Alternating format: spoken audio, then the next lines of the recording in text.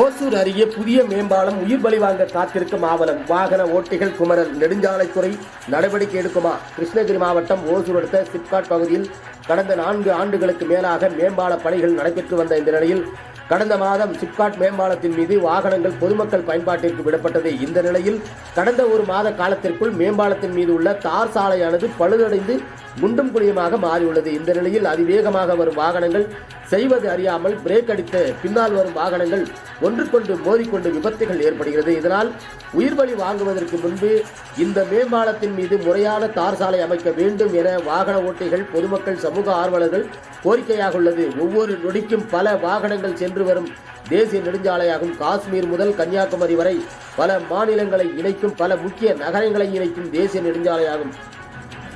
தங்க நரக திட்டத்தில் அமைக்கப்பட்ட இந்த தேசிய நெடுஞ்சாலையில் இது முக்கிய மேம்பாலமாகும். பொதுமக்கள் கோரிக்கைக்கு ஏற்பவாறு, தொழிலாளர்களின் கோரிக்கைக்கு ஏற்பவும், மாநகரத்தின் விரிவாக்கத்தின் அடிப்படை வசதிக்காக வாகன நெரிசலை தவிர்க்கவும் இந்த மேம்பாலம் அமைக்கப்பட்டது. தற்போது இது தரைமட்டமான மேம்பாலமாக அமைந்துள்ளது. இதனால் வாகன ஓட்டிகள் உயிரை கையில் பிடித்தவாறு இந்த மேம்பாலத்தின் மீது இயக்க வேண்டியுள்ளது. உடனடியாக நெடுஞ்சாலைத்துறை நடவடிக்கை எடுக்க வேண்டும் என வாகன ஓட்டிகள் கோரிக்கை வைத்துள்ளனர் என்பது குறிப்பிடத்தக்கது.